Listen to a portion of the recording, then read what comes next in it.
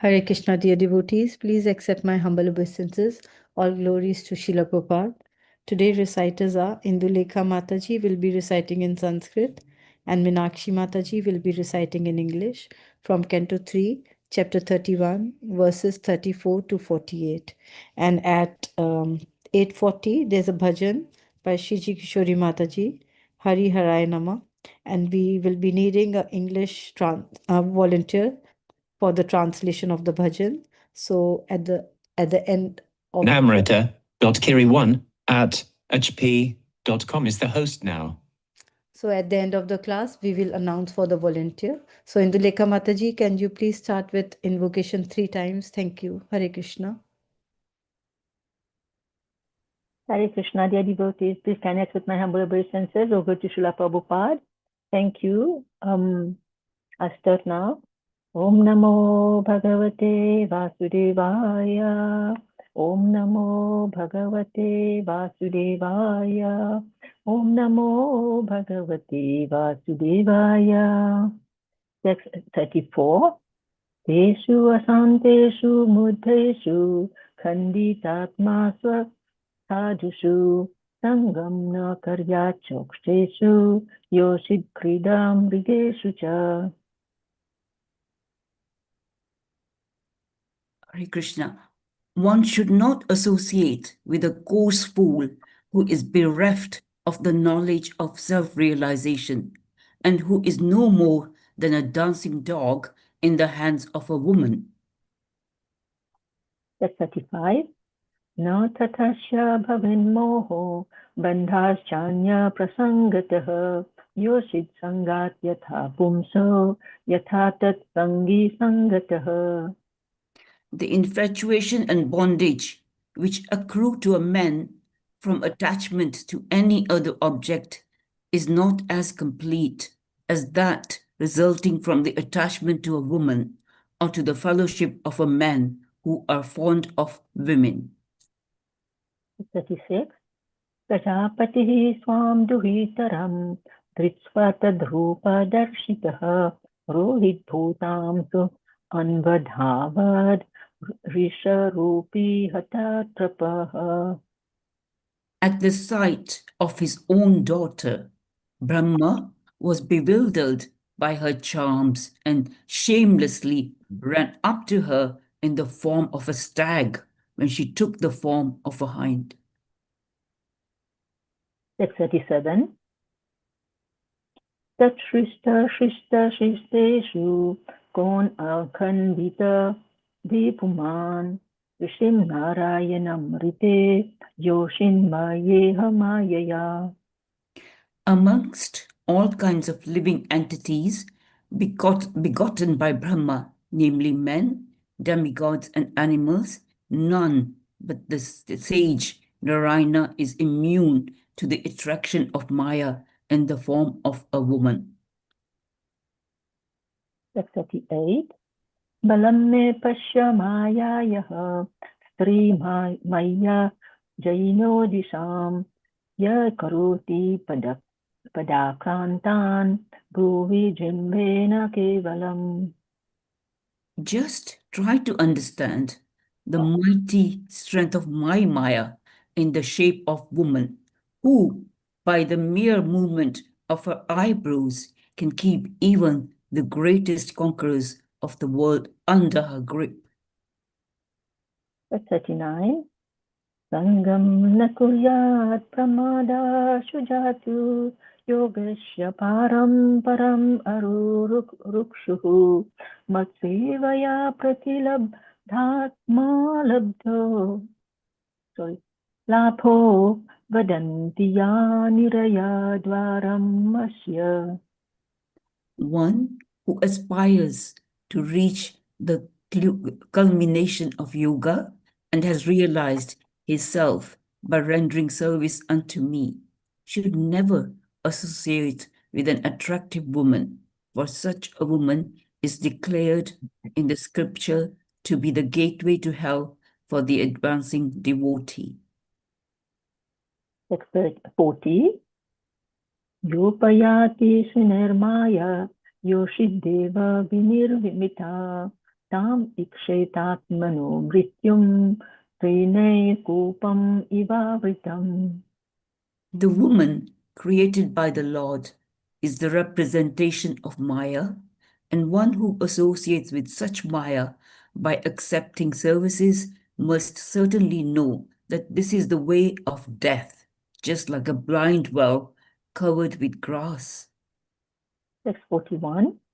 Yam manyate patim mohan manmayam rishabhayatim tritvam trisangata praptu vitta patya griha pradam. A living entity who, as a result of attachment to a woman in his previous life, has been endowed with the form of a woman, foolishly looks upon Maya in the form of a man, her husband, as the bestower of wealth, progeny, house, and other material assets. Verse 42. Tam atmano vijaniyat patiyapatya grihatmakam daigopasaditam prityum mrigayor gayanam yatha. A woman, therefore, should consider her husband, her house, and her children to be the arrangement of the external energy of the Lord for her death, just as the sweet singing of the hunter is death for the deer. Text 43.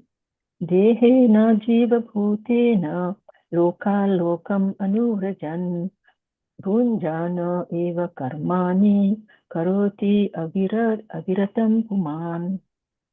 Due to his particular type of body, the materialistic living entity wanders from one planet to another, following fruitive activities. In this way, he involves himself in fruitive activities and enjoys the result incessantly. Text 44. Jivo hyasyanugo deho bhutendriya manomayah tannirodho asya maranam avirbhavastu sambhavah. In this way, the living entity gets a suitable body with a material mind and senses, according to his fruitive activities. When the reaction of his particular activity comes to an end, that end is called death. And when a particular type of reaction begins, that beginning is called birth. Text 45 and 46. Dravyopalabdhi sthanasya dravyeksha yogyata yada tat panchatvam aham manad utpatir dravya darshanam yathakšnor dravya vayava darshana yogyata yada tadaiva chakshusho drastur drastritva yogyata nayoho. When the eyes lose their power to see color or form due to morbid affliction of the optic nerve, the sense of sight becomes deadened. The living entity, who is the seer of both the eyes and the sight, loses his power of vision. In the same way, when the physical body, the place where perception of objects occurs, is rendered incapable of perceiving, that is known as death. When one begins to view the physical body as one's very self, that is called birth. Text 47. Tasmana karya shantraso na karpanyam na sambravaha budva jiva gatim dhiro mukta sangascharediha. Therefore, one should not view death with horror, nor have recourse to defining the body as soul, nor give way to exaggeration in enjoying the bodily necessities of life. Realizing the true nature of the living entity, one should move about in the world free from attachment and steadfast in purpose. Hare Krishna. Text 48.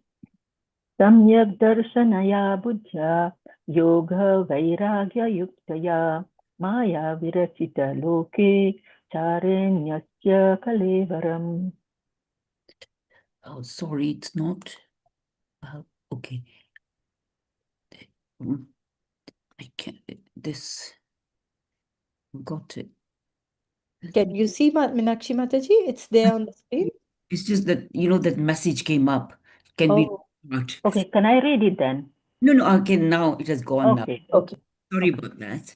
okay, no problem. Endowed with right vision and strengthened by devotional service and a pessimistic attitude towards material identity, one should relegate his body to this illusory world through his reason. Thus, one can be unconcerned with this material world. Thus end the Bhaktivedanta verses of the third canto, 31st chapter of the Srimad Bhagavatam, entitled Lord Kapila's instruction on the movements of the living entities. Hare Krishna, Krishna Krishna, Hare Hare, Hare Rama, Rama Rama, Hare Hare, Hare Krishna, Krishna Krishna, Hare Hare, Hare Rama, Rama Rama, Hare Hare, Hare Krishna, Krishna Krishna, Hare Hare, Hare Rama, Rama Rama, Hare Hare. Thank you, Mataji. Hare Krishna. Thank you, Indulekha Mataji and Meenakshi Mataji, for the very nice recitation. Thank you. Hare Krishna. Hare Krishna. Hi, Hare Krishna. Just wanted to check you can hear me okay? Yes, Prabhuji. Yes, we can. Okay, Yeah. thank you. And let me know you can see the screen once it's shared. Yes, Prabhuji. We can Okay, see the great. screen. Hare Krishna, everyone. Please accept my humble obeisances. All glories to Srila Prabhupada and Guru Maharaj.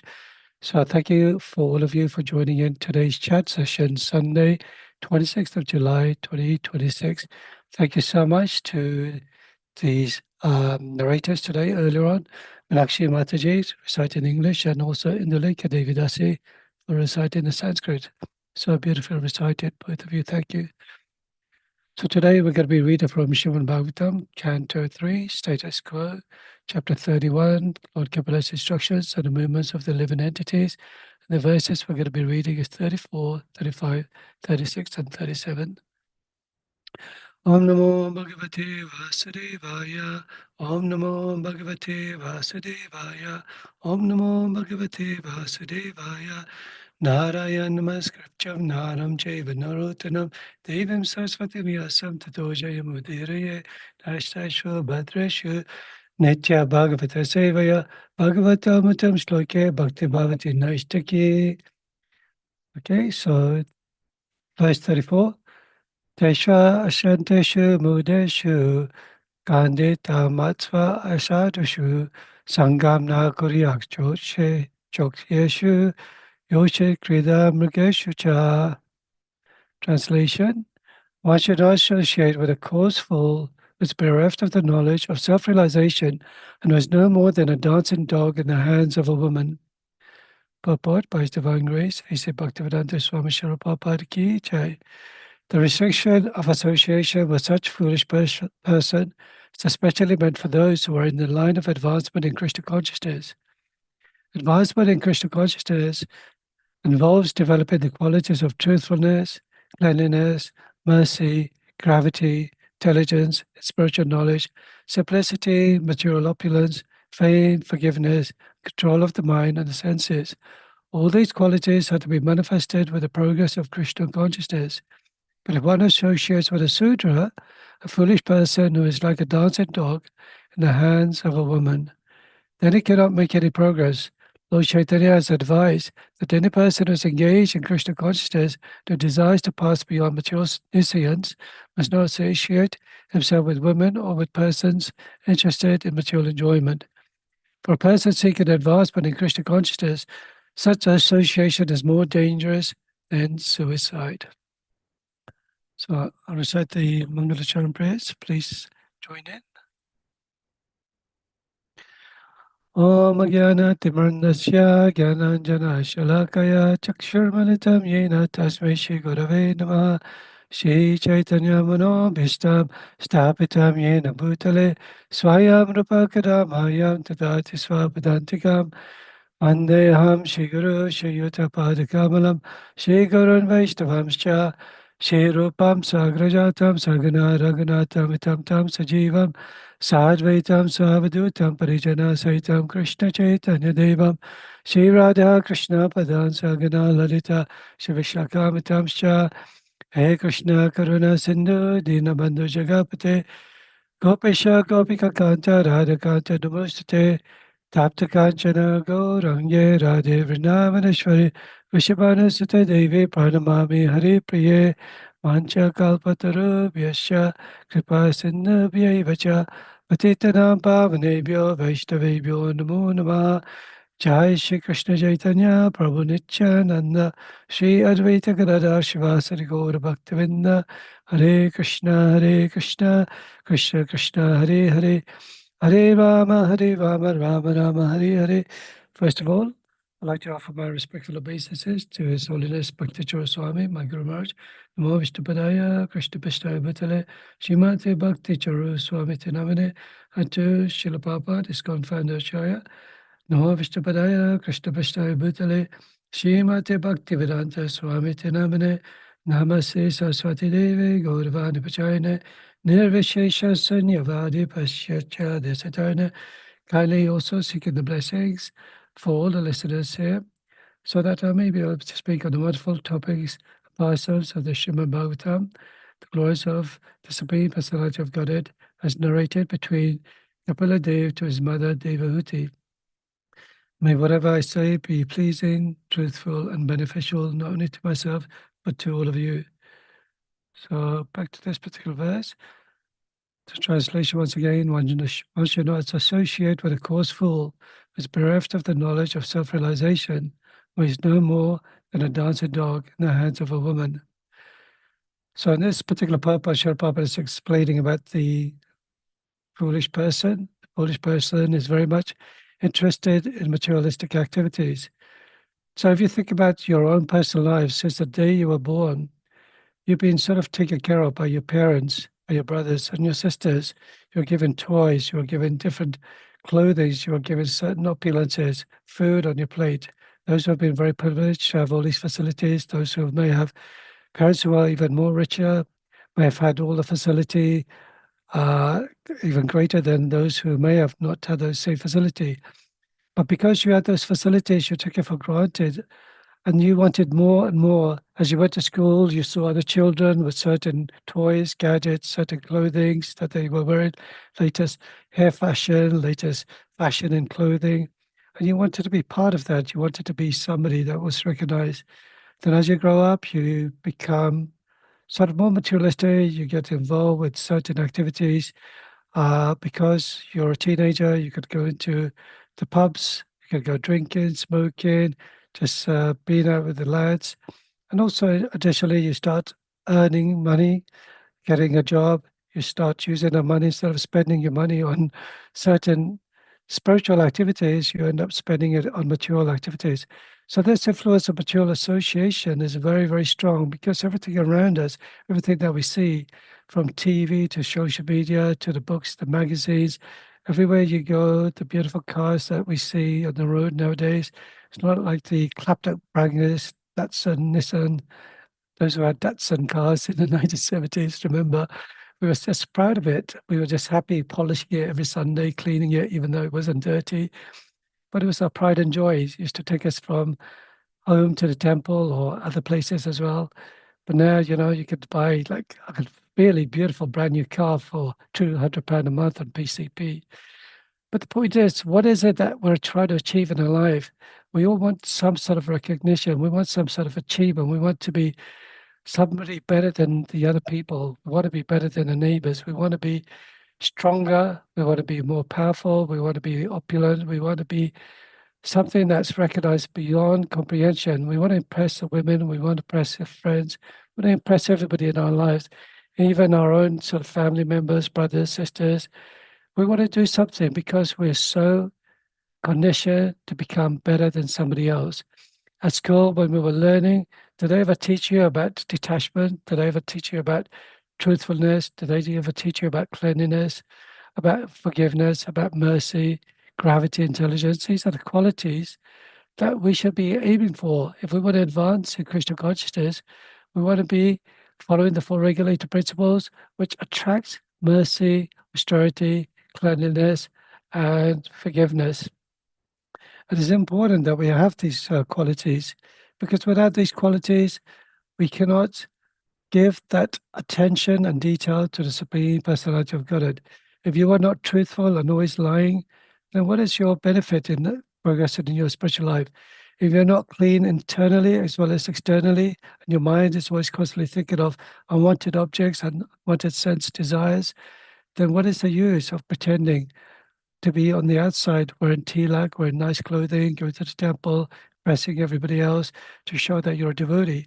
Of course, in every endeavor, there's no loss or diminution, but the important thing is, once you should develop these qualities of a devotee, truthfulness, cleanliness, mercy, austerity, then definitely you are already surrendering your material attachment. You are developing a taste in the basics of Krishna consciousness. Just being truthful, mercy, austerity, cleanliness doesn't necessarily mean that you're a devotee, but allows you to condition yourself from the material conditioning to a spiritual conditioning. Sometimes, even importantly, learning how to develop forgiveness is so important as well. Why is it so important? Because as we progress on in our spiritual journey, there are many mistakes that we make, many mistakes that have made to us. And if we don't learn to forgive them and we harbor those ill feelings again and again and again, then surely our spiritual reputation will not advance in the way that we want it to advance. And we see other devotees progressing far rapidly. Why? Because they've taken that level of humility, they've taken that level of surrender, that level of servitude and gratitude. Just observe in everybody around you. Pick out the good qualities in everyone. Don't think about the bad things that some people have been doing. Yes, people do fall down. Some people may not be very spiritually minded. They may not want to chant 16 rounds, but they're happy washing pots. Somebody may be very good at cooking, but they may not be happy at cleaning the floor. But, everybody makes their own spiritual journey, their own spiritual progress. And you, as an individual, try to strive to be a devotee. See the best qualities in these devotees. Don't put a black mark, just like the way you see a white sheet with a black spot. The white sheet is so beautiful, but the black spot always stands out. So sometimes our own conditioning, our own mind, our own selfish thoughts see certain black anomalies in devotees who are progressing in their own spiritual journey. Who knows? They may be on a far better spiritual path than we ever will be, just because we may be thinking that I know the Shastras, I know all the verses, I know all the stories from the Srimad Bhagavatam, I've read the Srimad Bhagavatam, I've read the Chaitanya Charitamrita, the Bhagavad Gita 10 times. Yes, I'm a senior devotee. Please respect me. Where's my garland? Where's my drink of water? Having said that, I'll drink a little bit. But that's a foolish sort of attitude towards our progress in spiritual Krishna consciousness. And Lord Chaitanya advises that we should try not only pass through that material nutrients, but importantly, this verse is referencing to women and persons interested in material enjoyment. Now, we may sort of ask this question, and especially looking at this chat call, most of you are ladies. You may be emphasizing for the last few weeks, those who've been joining in this classes on a regular basis, why is there so much emphasis about not associating with women? What's wrong with us? We're sort of devoted, we're sort of children of God. We're women, we're mother, we have affection, we have care, we have compassion. The woman by nature is motherly. They have more sort of caring propensities than a male dominance. For instance, in the animal kingdom, you see that the female species are always taking care of the offspring.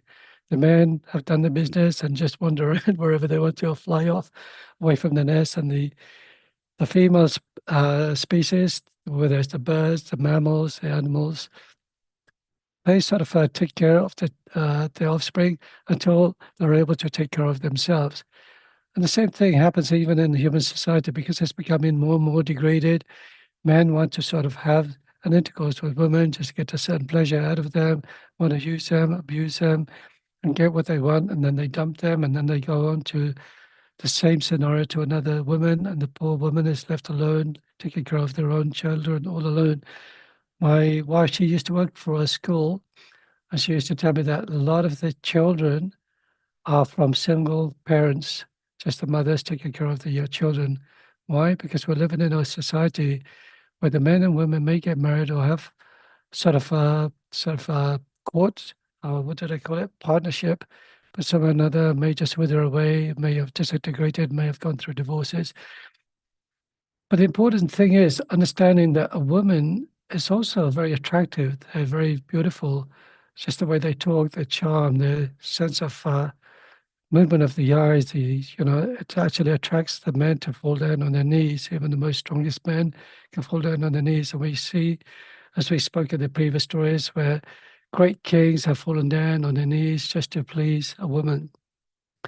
Like in the sense of Cleopatra and Antony the Great in the Roman history, we see the stories of the Trojan War all took place because they kidnapped a woman to take back to the place of Troy, and there was a big fight, a battle between one army and another army, just because they had kidnapped this princess, just so that some other prince could enjoy this particular person. But of course, in the same sense, we should also learn how to show respect to a woman as well.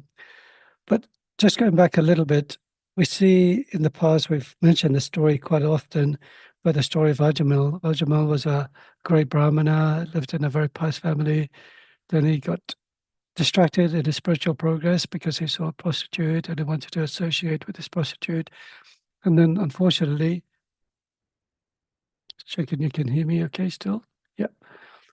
Unfortunately, he fell apart from his spiritual journey, and then fortunately, at the time of death, the Vishnudutas came to protect him and save him from the Yamadutas, because he had a son named Narayan, when he called out Narayan at the time of his death. And he was saved, and he came back to his senses and completely abolished all his spiritual activities, his mundane activities, his gambling, his drinking, smoking, womanizing, and so forth. And the same thing happened to Kala Krishnadas. He was an associate of Lord Chaitanya Mahaprabhu, although he was not an eternally liberated associate of Lord Chaitanya Mahaprabhu. But it just shows you the power of attraction. In this case, while Lord Chaitanya was traveling on his pilgrimage tour to South India and other parts of India, Kala Krishnadas got very attracted to the women in the gypsy camp, and he went over there to associate with the gypsy camp. Lord Chaitanya dragged him by the hair to pull him back again. So even though the Supreme Personality of Godhead was there with him, he was associated with Lord Chaitanya Mahaprabhu, it just shows you the feeble mind, the heart has palpitation just for attraction to a woman. And even though the gypsies, they saw Lord Chaitanya try to take back again Kala Haridas, they attacked him with weapons, but the weapons turned back on themselves and they cut him into pieces. Other stories we hear about the sage Sobari Muni, when he was meditating in the river Yamuna for so many years. He was very transcendentally situated because he didn't want to be disturbed. He just wanted to focus on the Supreme Personality of Godhead. But when he saw some fishes copulating, then his mind got disturbed, and immediately he had this sexual desire, and he got married to 50 sisters just for the sake of procreation. So a person who is advanced in Krishna consciousness, such an association with a woman is considered to be more dangerous than suicide. Why is that? Because you are on the path of spiritual perfection. You're on the path of freeing yourself from this bondage of cycle of birth and death, repeated birth and death, free from old age, birth, death, disease. And then our mind gets disturbed, our mind gets bewildered by seeing a very attractive person, and we want to associate with that attractive person. And it's natural because the human world is based on sexual attraction. But why is there so much emphasis about conditioning yourself in a spiritual way to protect yourself from association with women. And we'll discuss that in a little bit further on. So forgiveness, one of the things I mentioned down here about forgiveness. Now this is really important. If I could just sidetrack a little bit. Forgiveness is such an amazing quality in a devotee. When you hear certain stories where murderers have killed certain individuals and the victim's family, some forgive the perpetrators, but some cannot. But those who forgive them, my gosh, it takes a lot of strength, it takes a lot of courage, it takes a lot of compassion to forgive a murderer who's murdered your own child or your own offspring, your husband, wife, father, mother. It's not really easy at all. But a devotee is forgiven. But even in our Krishna consciousness, we tend to have certain grudges, even on the minute level of detail, when one devotee to another devotee. And somehow or another, we have to let go of that, harboring that ill feeling towards other devotees. Because what it is, that is the cause of you preventing your spiritual advancement. When you have sort of envy towards another person, if you do not sort of try and develop a sort of friendship, spiritual friendship with one another, and it is also considered just like a defect in our own spiritual journey. So we have to be very careful. Of course, it's not easy to forgive. Sometimes you need to have a mediator to understand. Each scenario is different, of course, to each individuality. So I can't just say forgive a person. You have to obviously understand there may be a different circumstances, different consequences. But myself, but I could give you a simple example. When I was in the Padavasena in my youth days, one of the young boys who was cultivating himself in Krishna consciousness, he said that he finds it very difficult to correspond with his parents, have some relationship with his parents. He finds it very difficult because they have certain activities that aren't favorable to Krishna consciousness. So, of course, as devotees, we don't put them down. We don't sort of agree or disagree, but we try and advise them, encourage them. Please, you have to learn to develop that connection. Sorry.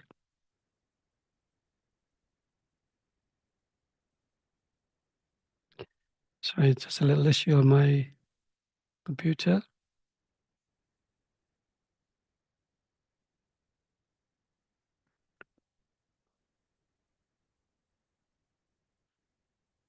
Okay, can you hear me okay?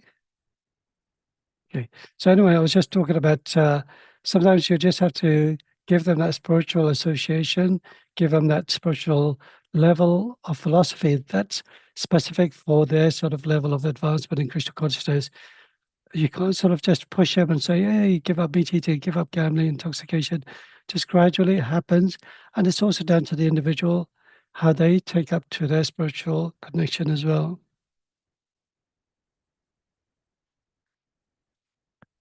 Okay, so a foolish person, a Shudra, you may wonder, why is he like a dancing dog in the hands of a woman? Well, basically, a Shudra entices all people into material activities. They're not interested in spiritual advancement. They're just happy just doing whatever they want because they see them as low-class people. So they think, well, what is the point in progressing myself?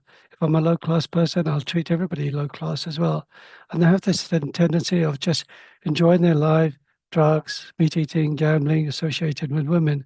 And what do? They just become like little puppies in the hands of a woman. A woman, by nature, they're very, very pleasing by their sweet words, by their charm, by their smile, by their eyes, the movement of their eyes. So many things that causes people for their hearts to palpitate when they see a woman. So similarly, a Sudra is like a dancing dog because he sees everything just to please a woman, just to do whatever he wants to, just make a woman happy, even though he doesn't recognize that this is just a feeling of lust. It's not really a feeling of love at all. It's not a feeling of compassion. It's basically based on sensual desires, sexual desires itself. So we have to be careful that even as devotees, we don't just see a Sudra or a woman of a low-class person. I'll go into that a little bit detail. But basically, we have to remember the beautiful verse from the Bhagavad Gita. The humble sage, by virtue of true knowledge, sees with equal vision, a gentle and learned Brahmana, a cow, an elephant, a dog, and a dog eater. So what is a Sudra? It's lower than a dog eater or Sudra, and there's a dog eater, but we see everybody with an equal vision. Why? Because we see the living entity within the hearts of every living body. We see the spirit soul. Everybody externally may have a different nature. Everybody may have a different personality, different physique, or different sort of personality. But you, as a devotee, try and see, yes, I have my association with those who are devotee, Krishna conscious-like, but I keep my distance as well from those who are materialistically engaged in sensual pleasure. So what is the important thing that we've got to do? The important thing is this beautiful verse from Chaitanya Charitamrita, Madhya Lila, chapter 22, verse 54, the process of devotional service. Sadhu Sangha, Sava Shastrakaya, Lava Matra Sadhu Sangha, Sava Siddhi Hoya. The verdict of all revealed scriptures is that by even a moment's association, the pure devotee, one can attain all success. So, as individual devotees or progressing in our spiritual journey, it's so important that we have that association of a pure devotee. Please don't try and think that, oh, I don't think this is a pure devotee. He doesn't have the full commitment in Krishna consciousness. He has certain habits. I notice he likes to eat a lot of prasadam. I notice he likes to talk about himself in his class. You know, not everybody's perfect, but a pure devotee, of course, by nature, is somebody who's completely 100% destined or 100% completely focused and dedicated in serving Krishna and his devotee. But still, as individual devotees who are really at the bottom of our journey of our spiritual life, certainly in my case, we're sort of at that level as Kanishta Adhikari, that we don't, although we see ourselves as devotees and see everyone else as subordinate to us, we should move on to a level of Madhyama Adhikari, but we try and see everybody as devotees, and we try to progress in our own journey as well. But we try and, as we say, try and take the best qualities of each devotee. Of course, not find faults or find some sort of default or poor attributes in a devotee just because the way he looks, the way he talks. We still have a long way to go ourselves. As in the song it says, we've got a long, long way to go before I taste the love that he is feeling. That is a song for Srila Prabhupada. That we have a long way to go before we really taste the real full love and nectar that Srila Prabhupada is feeling. So how do we develop this sadhu sangha or become a pure devotee ourselves? Well, how do we get to that uttamadhikari stage? We do that simply by association with devotees itself. By associated with a devotee, I know one particular story where there was a particular family and their son was actually eating meat. There was a Hindu family, but they had a good opportunity to be with His Holiness Bhakti Rasamrita Maharaj. If you've ever been with Bhakti Rasamrita Maharaj, it's such an amazing personality. The way he speaks, the talks, the qualities of his spiritual attributes are so amazing. But just by speaking and associating with His Holiness Bhakti Rasamrita Maharaj, this particular person was eating meat, drinking, and other sort of activities, and just gave it all up. And now that particular devotee is initiated as well. So it just shows you the power of association of a pure devotees. Of course, no better example than Srila Prabhupada. All the first followers of Srila Prabhupada, they were all druggies, they were all dropouts, they were all, as they call them, acid heads. More particularly in San Francisco, where there was a hippie revolution. In New York, they were slightly upper class, but even then, they weren't as upper class as the place where Srila Prabhupada first taught in the Yoga Center. These were still downtown Manhattan. It was quite a dumpy area. What was the name of the place? Bowery. And then, of course, he moved to 22nd Avenue. But these people were really, really, from the bottom of their lives, had become spiritual devotees. Some of them became spiritual masters in Krishna consciousness. Govinda Swarupa, His Holiness Mukunda Maharaj, of course, Bhaktipad Maharaj as well, when he was very much associated with Srila Prabhupada. He's passed away now, sadly. But a lot of them, and even further still, I'll mention of wonderful women who are part of Krishna consciousness thanks to Srila Prabhupada. And we should be really grateful that Srila Prabhupada has brought this movement to the West, because in India itself, we don't have that same privilege of learning devotional service because we're always subordinate, serving our husband, serving our family. We go to the temple, of course, to pray. My dear Lord, please, I request a beautiful husband, I request a beautiful house. There's more prayers on material activities. Of course, prayers for forgiveness, prayers for protection, prayers for succession in our life, some sort of prosperity, removing obstacles and especially stress in our life. But where do we actually pray for pure devotion? Where do we pray, my dear Lord, I do not want anything? Can we really be like Prahlad Maharaj, where we don't pray for anything at all? I am just going to skip a little bit, if it's all right with you, because I'll just go into the next verse. So basically, association with the devotees, developing their spiritual qualities oneself by following the acharyas, following all the devotees. If the early disciples of Prabhupada could change from their hippie behavior, drugs, smoking, sex, even when they were initiated, they were doing certain activities. But Prabhupada was so merciful, he would slowly tell them to, what is this you're smoking? It is stopping you from your sort of connection to Lord Jagannath, your sort of prevention, your blockage from attaining spiritual, pure love of devotional service to the Supreme Personality of Godhead.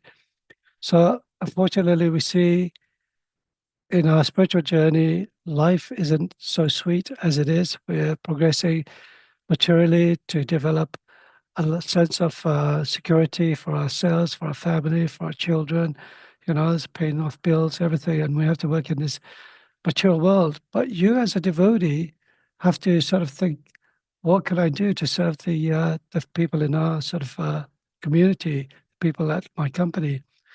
For instance, myself, I am sort of chair of the Hindu network within the TFL company, which I work for, and I organize on a monthly basis certain topics on Vedic scriptures, Hinduism, reincarnation, talk about Bhagavad Gita, talk about, we had spiritual authorities come and speak as well, like His Holiness Keshav Maharaj. We have questions and answers, and you'd be surprised, people from all other faiths, from Judaism, Muslim, Christian network, they all join in, and they all understand about Hindu philosophy. And next week, we're actually doing a talk on the spotlight of Hinduism, and we're talking about the basic four pillars, Dharma, Artha, Kama, Moksha, and what it represents in Krishna consciousness and human civilization, developing these four qualities to attain liberation, moksha. So verse 35, Na tatasha bhaver moho bandhas chanya prasangata yoshit sanghas yata pumso yatata sanghi sangata. Translation: the infatuation and bondage which accrue to a man from attachment to any other object is not as complete as that resulting from attachment to a woman or to a fellowship of men who are fond of women. Purport by Srila Prabhupada: attachment to women is so contaminating that one becomes attached to the condition material life, not only by association of women, but by the contaminated association of persons who are too attached to them. There are many reasons for our conditional life in the material world, but the topmost of all such causes is the association of women. As will be confirmed in the following stanzas. Kali Yuga, association with women is very strong. In every step of life, there is association with women. Person goes to purchase something, the advertisements are full of pictures of women. The physiological attraction for women is very great. Therefore, people are very slack in spiritual understanding. The Vedic civilization, being based on spiritual understanding, arranges association with women very cautiously. Out of the four social divisions, the members of the first order, namely Brahmacharya, the third order, Vanapras, the fourth order, Sannyas, are strictly prohibited from female association. Only one in order, the householders, they are licensed to mix with women under restricted conditions. In other words, attraction for women's association is the cause of the material conditional life, and anyone interested in being freed from this conditional life must detach himself from the association of women. So some of this purport that Srila Prabhupada has elaborated, I've sort of mentioned earlier on about the attachment for women, association with men who are associated with women as well, how it could cause one to have fall in their own spiritual journey. And you may be wondering, why is there so much emphasis on this? Of course, It's all to do with being very cautious in our sort of spiritual journey. We want to sort of maintain that brahmacharya life. We want to maintain that vanaprastha life. We want to maintain that sannyas life. Now, for a woman itself, you may be reading these verses and this purport, and you may think, well, Prabhupada, are you being very biased? What about female association with men? Of course, there is that association female with men as well. In one purport, I do remember recalling where they say that women are more lusty than men. But from my personal observance, but perhaps I may be wrong, perhaps be open to comments, I see that females are more sort of controlled in their sort of behavior towards men. Men by nature, they want to be perhaps show some sort of impression to women, maybe in the sort of, I won't say from a spiritual perspective, I'd say from a material perspective, they want to show off their beautiful cars, their house, their personality, their nature, the way they talk, and they try and entice women to be attracted to them. Whereas when you see women, by nature, they are very compassionate, as I mentioned in the earlier verse or earlier comment, but they're also very dedicated. Perhaps they don't have the love and affection as they would get from a husband or a partner. So they may feel intimidated, they may feel isolated. And you see a lot of these kathas that goes around the world, whether it's in Krishna consciousness or whether it's in outside of Krishna consciousness, other kathas by other personalities in Hindu topics. You see a lot of them are females who actually come to these kathas. Because by nature, a female has that attraction for some sort of level of security, that level of feeling, some sort of want, that feeling of, some sort of association with something that they could feel that they have been neglected in their personal life. But of course, generally, it could be genuine reason. From a spiritual perspective, it could be very pure piety in the previous life, that they become attracted to these beautiful kathas. They want to learn more about Lord Rama, Lord Krishna, the different personalities. And they're very much interested in singing bhajans. My mother, she used to do bhajans every fortnight at Kadashi, and all the masses used to come singing Bhajanandare, Bhajanandare, Ganapati Deva.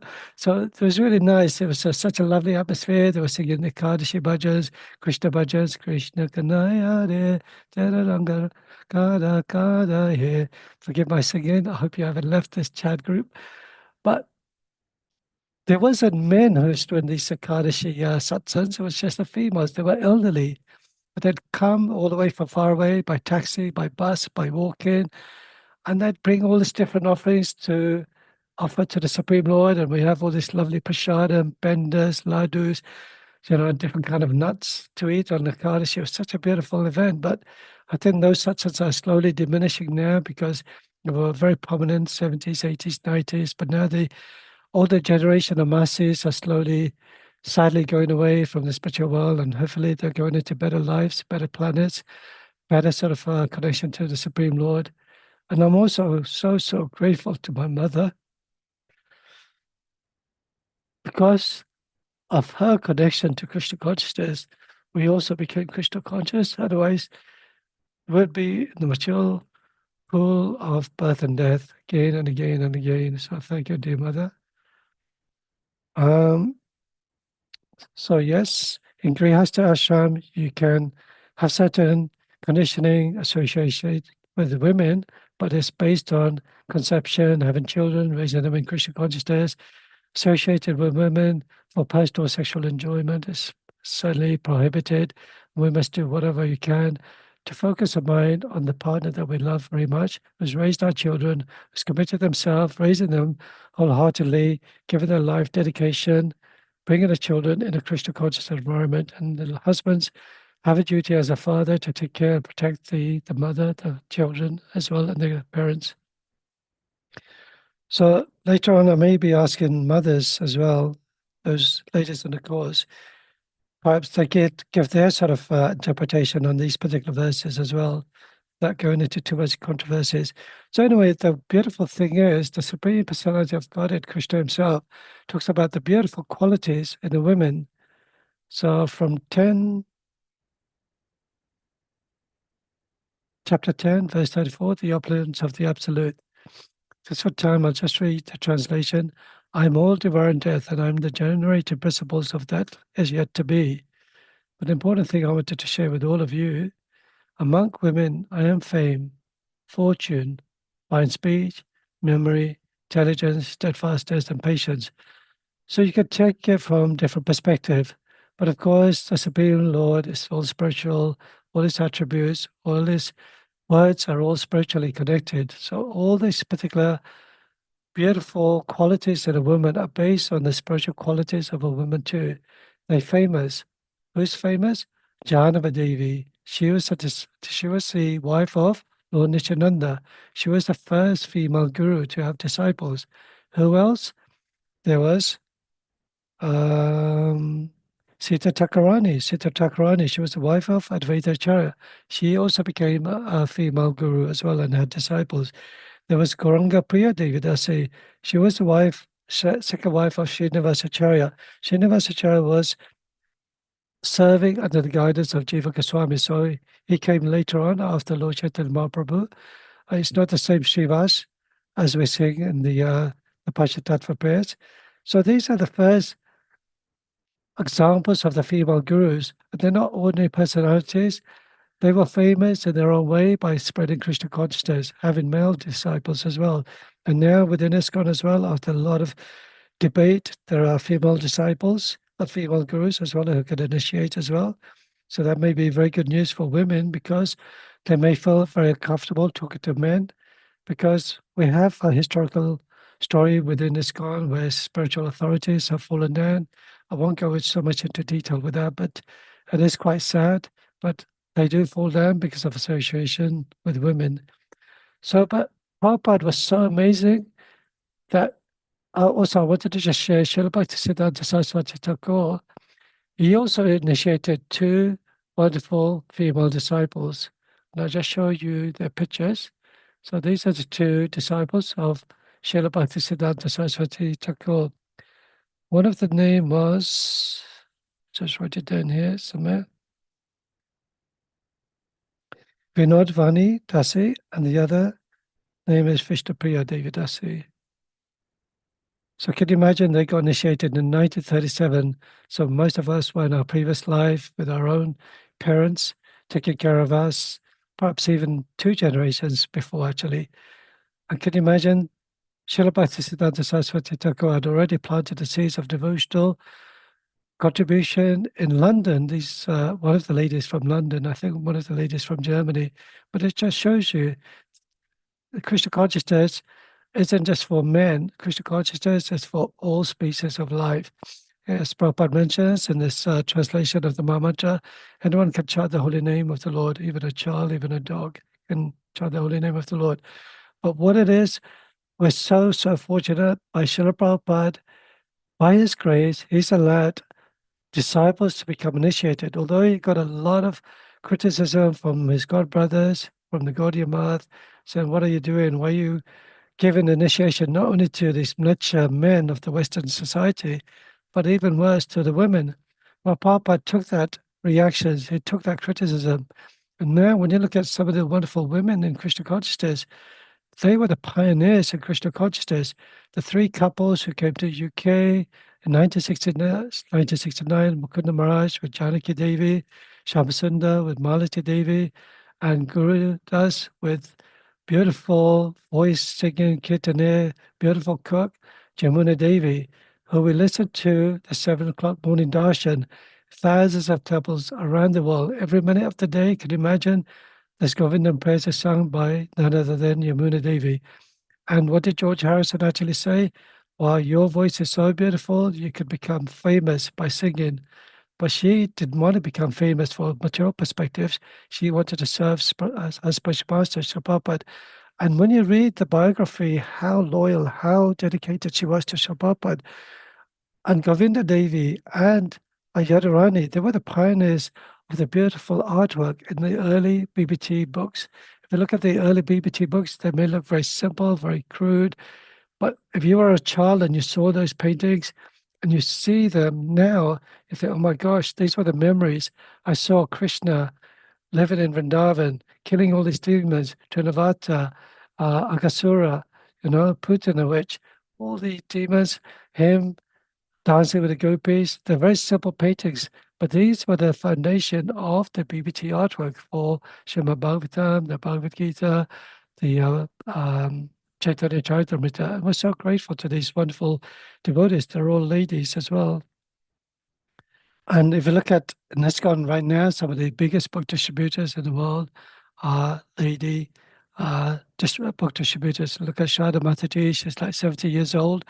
She goes in the corner by Oxford Street and South Street by ISKCON London Temple, and she's constantly serving the Krishna consciousness movement by giving books to all the people who pass by. Those who have been on book distribution is not easy at all whatsoever. Standing in the road, giving out books, people rejecting you, and then you find one kind soul that you have connection with because Krishna has brought them in line with you, so you can bring them in Krishna consciousness. So just quickly, last two verses. Sorry, I'm just pushing for time, as always. Verse 36, just for time, I'll just read the translation. At the sight of his own daughter, Brahma was bewildered by her charms and shamelessly ran up in the form of a stag when she took the form of a hind.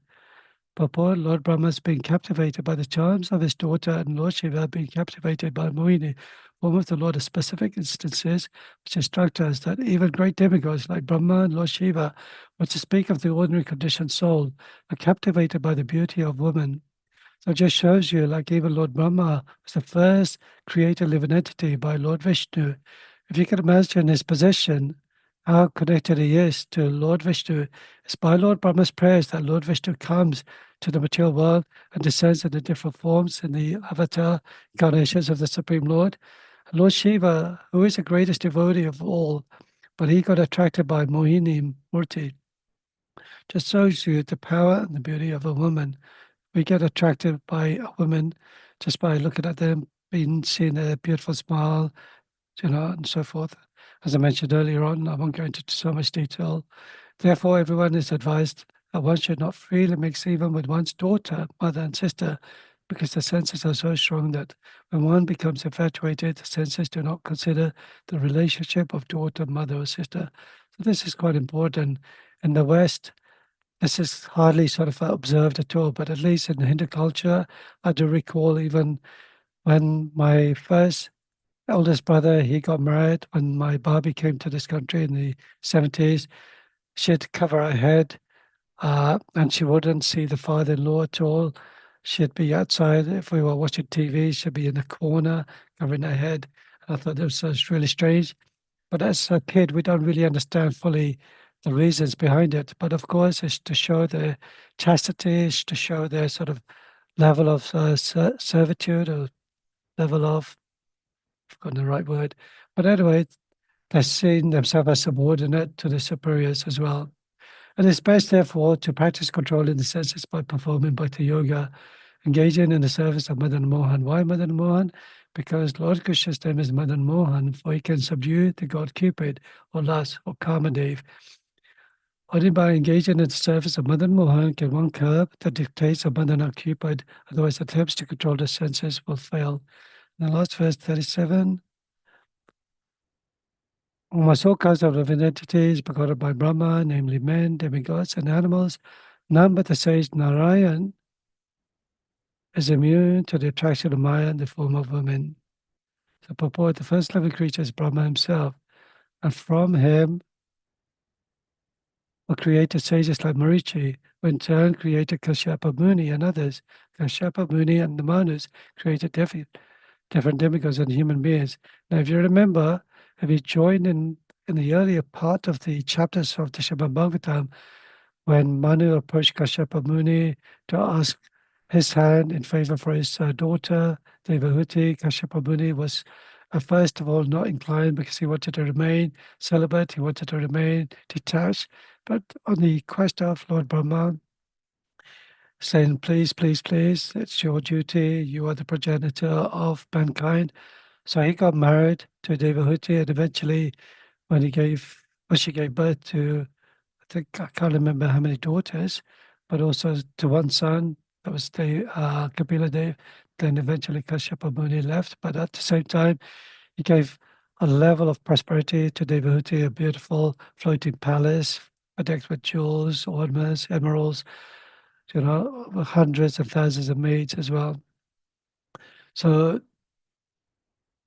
throughout the entire material world, beginning from Brahma down to the small and significant creatures like the ant, everyone is attracted by sex life. That is the basic principle of this material world. Lord Brahma's being attracted by his daughter is a vivid example that no one is exempt from sexual attraction to women. Therefore, woman is the wonderful creation of Maya to keep the conditioned soul in shackles. So this is a very difficult topic for me to describe and explain in great detail, because I have to admit, I'm even conditioned myself.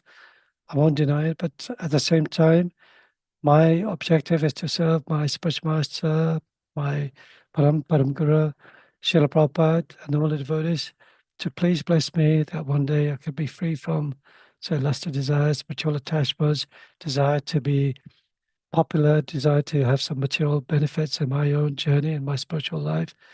Thank you so much, and please forgive me for any mistakes that I've made. I'll pass it to Shriji Kishore Mataji. Hare Krishna, Prabhuji. Thank you very much for the very nice class as always. Thank Hare you. Krishna, Hare Krishna. everyone. Please accept my humble obeisances. All glories to Srila Prabhupada. Srila Prabhupada ki jai.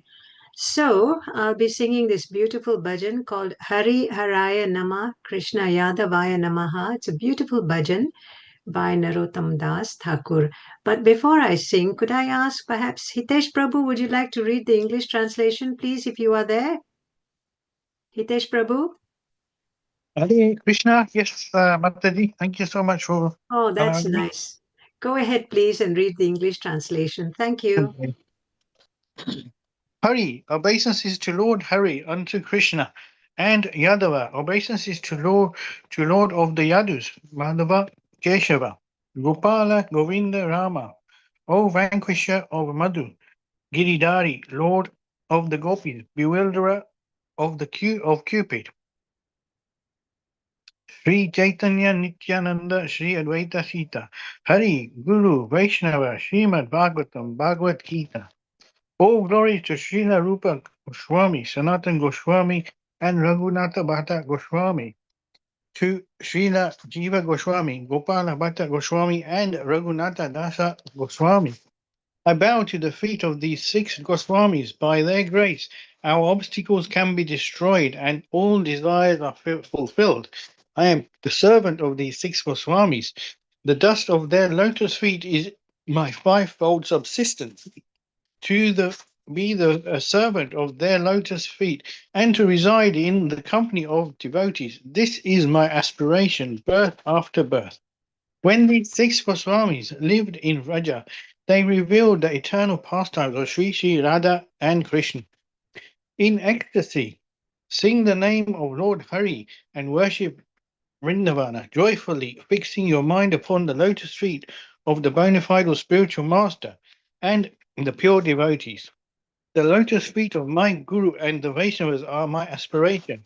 Narottama Dasa thus sings Hari Nama Sankirtana. Hare Krishna. Thank you so much. Hare Krishna. Thank you for the very nice recitation, Prabhu. Can you hear me clearly? Yes. Okay, very nice. Hari Haraya Namah. Hari Haraya Namah Krishna Yadavaya Namah Yadavaya Madhavaya Keshavaya Namah Gopal Govinda Ram Sri Madhusudan Giridhari Gopinath Madana Mohan Sri Chaitanya Nityananda Sri Advaita Sita Hari Guru Vaishnava Bhagavad Gita Sri Rupa Sanatan Bhatta Raghunatha Sri Jiva Gopala Bhatta Dasa Raghunath Aiche Goshai Kori Charana Vandan Jaha Hoite Bigna Nasha Bishta Puran Aiche Goshai Jarmui Taradas Tasabhara Padarenu Mora Panchagras Tadera Charana Sebi Bhakta Shane Bhash Janame Janame Hoya Bhilash Aiche Goshai Jabe Braje Koila Bas Radha Krishna Nitya Lila Korila Pragash Ananda Bolo Hari Bhajana Vrindavan Sri Guru Vaishnava Pade Madhyaman Sri Guru Vaishnava Pada Padma Koriyash Nama Sankirtana Kohe Narotamadas Hariharaya Nama Krishna Yadavaya Namaha Yadavaya Madhavaya Keshavaya Namaha Hare Krishna Krishna Krishna Hare Hare Hare Rama Rama Rama Hare Hare Hare Krishna Krishna Krishna Hare Hare Hare Rama Rama Rama Hare Hare Hare Krishna Krishna Krishna Hare Hare Hare Rama Rama Rama Hare Hare Hare Krishna. Thank you. Hare Krishna, Sriji Kishore Mataji, so lovely recited, so lovely sang. Thank you, Hitesh Prabhu, as well, for their nice recitation. So you have a wonderful voice too, Sriji Kishore Mataji, because, I mean, I know you may not want to share how old you are, but you've been coming to the temple for many years, and I do recall you and your husband and children used to come and sit in the temple room every Sunday when there was only a handful of devotees at that time, when Devikanandan Prabhu used to sing in the, I mean, for you, late 80s, early 90s. Is that right? Right. That's right, Prabhuji. Yeah. We're old timers. Yeah. And it was such a wonderful time. I mean, it's not that we wish the temple could be empty so we could have Radha Gokulananda ourselves, but of course, Krishna consciousness is open to everybody. But those were beautiful, beautiful days. There was no Yes, sort of. and I remember you very well, Prabhuji. You were such a good photographer. Oh, I was just a show off. But yeah, those days were so memorable, so beautiful. My mother used to sing a lot those days as well in the temple room in the early 80s. Yes. It was such a great feeling. Of course, every day is a great feeling for every personality who comes to the temple. But, when you become old, like me, 100 years old, then you realize, gosh, time is going really fast. And what are we doing? Are we really taking Krishna consciousness seriously? Are we utilizing every second, every moment? And this is something I wanted to mention earlier on about the verses that Prabhupada was talking about. What is it that we just have to be really, really attracted to Madan Mohan in the previous verse? So I don't know if any of you been to the temple, Madan Mohan temple in Vrindavan?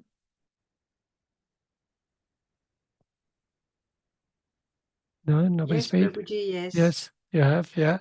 And I'm sure many other devotees have.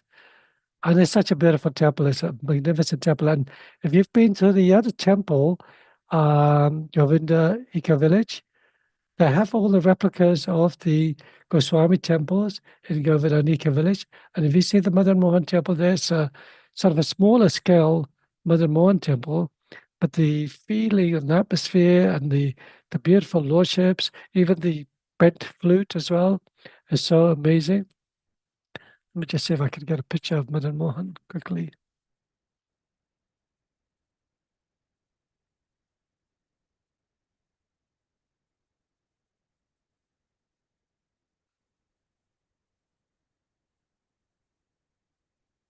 much of us show up properly. Oh, good. I'm not actually into Instagram or anything like that. Yeah.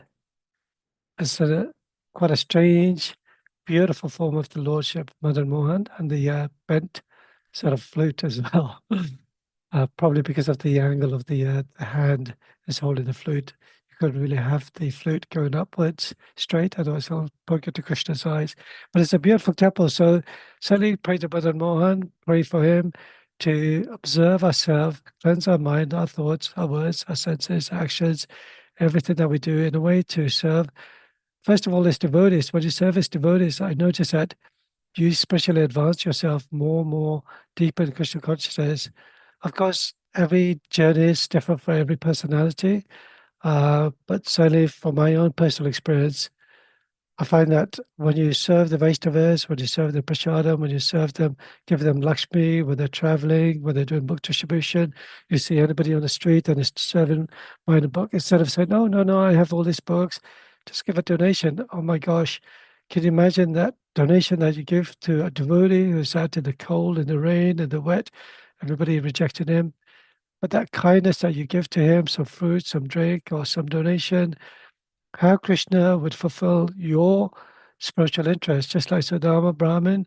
He didn't have anything to give to Krishna. He had some old, sort of a flat rice.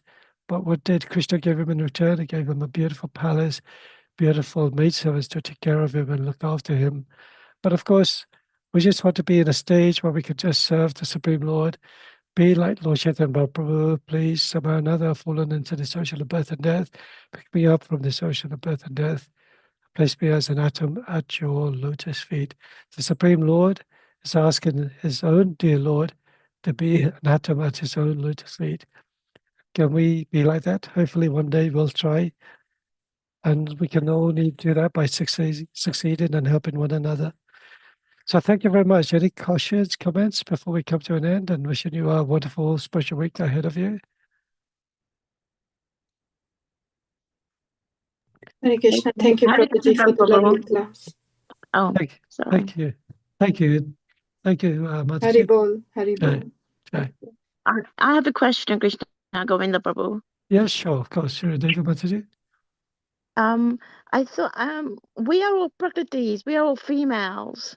So why does Krishna, why does I don't understand this female thing, because we're all Prakriti, we're all females, so we should be, I don't know. That's my first question, and then I have a second question on that as well. Yeah, sure. So what I can answer from my sort of knowledge, not so much interpretation. Yes, we are female, we are Prakriti, we are the external energy of the Supreme Lord. But that external energy is also conditioned because we're still marginal energies of the Supreme Lord. So we're still spirit souls. We're on the borderline between internal energy and external energy. And although we're sort of on the marginal energy, the spirit soul has the identity of being the Prakriti as well in one way. But at the same time, we have an individual identity, an external identity that we can associate, whether it's a man or a woman, an animal or a dog or a bird or a tree or whatever it is. And that feeling is there because of our conditioning over many lifetimes. Whereas in the spiritual world, although you could become an eternal associate with the Supreme Lord, and you can pick and choose what you want to become. Of course, this is my own interpretation, this particular part. If you want to become a boy or a girl, it's up to you, because your desires, because Vaikuntha is a place of there's no misery. It's a place where you can fulfill all your desires. If you want to be an animal in the spiritual world, if you want to be a man in the spiritual world, if you want to be a female in the spiritual world. But because the material world is specifically created like a prison house for those who do not want to follow and obey the I suppose the spiritual qualities and spiritual endeavor of surrendering ourselves to Krishna. So Krishna has given this material world while we're conditioned to have this female body, a male body, and we have that sexual attraction for one another in this material world. And the basis of this material world is sexual attraction. Now, I do find it very difficult to understand why perhaps because of my lack of spiritual knowledge, why is there so much emphasis on this? Because ultimately, you have desires, you have these feelings, you have this connection, we have this flutter when you see a man or a woman. But what it is, the idea is that you use that lust, transform into pure love. If you are able to think about your partner all day long and use that knowledge, that intelligence, those gifts that you give to your partner, the thoughts, words, actions that you have with interaction with your partner, and use it to serve in Krishna. My dear Lord, let me give you these flowers. My dear Lord, let me cook this for you. My dear Lord, my heart is aching and paining because I miss you out of separation. And this is exactly what the gopis did. Now, your specific question, I know it's a very delicate question. I assume you are talking about in the sense that we're females specifically, but not Yes, on a so bodily level. I'm not married, so I'm just talking about. I thought females are expansion of Radharani, and Chaitanya Mahaprabhu came as Krishna in form of Radharani. Yeah. So to understand his emotions, or to understand Radharani's emotions, so that's why I'm getting confused. I thought we were all Prakritis, and the female devotees or women are actually expansion of Radharani. Yeah. So I haven't actually heard that particular topic. You may have read it somewhere, where we're expansions of Radharani. Of course, we're all expansions of Krishna in one way, we're jivas. But although on a very minute level, qualitatively, we may be similar qualities to the Supreme Lord, but on a minute level, it's so insignificant. But yes, Lord Chaitanya Mahaprabhu is avatari. He comes as Krishna and Radharani combined. There's specific reasons why he comes down as Lord Chaitanya Mahaprabhu in the immature world. First of all, to show how we can love the Supreme Lord. And also, Krishna, when he sees, understands why Radharani has so much affection to him, and he wants to understand that mood as well. But the important thing is that although that's on a high level, high bhav level, we also have to think of ourselves as on a level where we're actually subordinate. We're still considering ourselves to be servants of the Supreme Lord. So even though you may be in a female body, but still as a devotee, you still think, although I am a devotee of the Lord, although I have this body as a female, how can I serve you, my Lord? My jiva may be a form of a prakriti, an external energy of the Lord, but still our conditioning, our mind, our intelligence, and every actions that we do, we're still thinking ourselves as a devotee of the Lord. So whether one is an expansion of Radharani, expansion of Krishna, ultimately our sort of goal is to focus on the behavior, our characteristics, our development in devotional service, and serving the Supreme Lord. And also Srimati Radharani, I have to admit, I sort of pray more to Radharani in one way, because my nature is that I can see the difference between men and women, because women are more compassionate. And I pray to Radharani, please, Radharani, I'm having this issue, I'm having this problem, I'm having this difficulty. Please allow me to serve you. I also dream, I know this may be sentimental, but forgive me if I say this, because it's a nice, wonderful group. I also dream that I'm making garlands with the intents of serving Krishna. Now, who are making the garlands for Krishna? It's the gopis who are making all the preparations for Krishna. When Krishna was hungry, he told the scout boys to tell the brahmanas to come and give them some prasadam. And what did the brahmana say? What are you doing talking about boys? I'm so busy. This is, of course, a pastime in Leela in Vrindavan 5,000 years ago. The brahmanas, they dismissed the children thinking, no, we got better things to do. We got this yajna to perform. We got this, daily sort of activities that we have to perform. If we don't do it, then Lord Narayan won't be happy with us. Then the brahmanas came, dejected. They told Krishna, Balaram, what happened? Oh, the brahmanas, they won't feed us. They won't give us anything at all. Then Krishna was teaching them a lesson, teaching the brahmanas a lesson in a way, teaching us a lesson. Now you go and tell the gopis that we are hungry. And what did they do? They went to the gopis, the wives of the brahmanas. They said, my dear gopis, mothers, Krishna is very hungry. And what did they do? They immediately left their own children. They immediately left their own duties, their own service to their husbands, and they served Krishna because they didn't want him to be in a point of exhaustion, in a point of feeling hungry. They didn't want him to feel hurt in any way. They had so much pain for Krishna, his wandering about his lotus feet, stepping on thorns, whatever. If we get into that mood, like a gopi, certainly, yes, we are in the mood of Prakriti. We are in the mood of feeling appreciation for the Supreme Lord the same way as the gopis. Of course, it's not based on sentimentalism. It's not based on some fanaticism as well. This is based, when you read the Chaitanya Charitamrita and you see the beautiful pastimes of Lord Chaitanya when he's swirling around like a like a fire ring, you think, well, I don't understand this. Why is Lord Chaitanya always constantly crying? Why is he rolling on the ground? Did the gopis do that? To a certain extent, they did. When Akrura took Krishna and Balaram away to take him back to Mathura to see their uncle Kamsa, they were rolling on the ground. They were crying. They got angry at Krishna as well at the same time because he left them.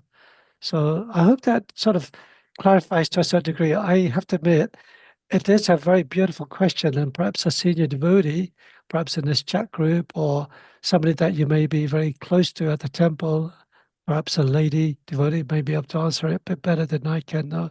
Sorry, David Mataji. Okay, thank you very much, Prabhu. Yeah, sure. Thank you, everyone, and wishing you a wonderful week. Please pray to Mother Mohan that we can serve him life after life after life in a way that is always pleasing to Srimati Radharani and the gopis. Mancha kalpatarubhyascha kripa sindhubhyaiva cha patitanam pavanebhyo vaishnavebhyo namo namaha. Jai Srimad Bhagavatam ki jai. Hare Krishna, everyone. Hare Krishna. Thank you, Prabhuji. Hare Krishna. Thank you, Prabhuji. Hare Krishna. Hare Krishna.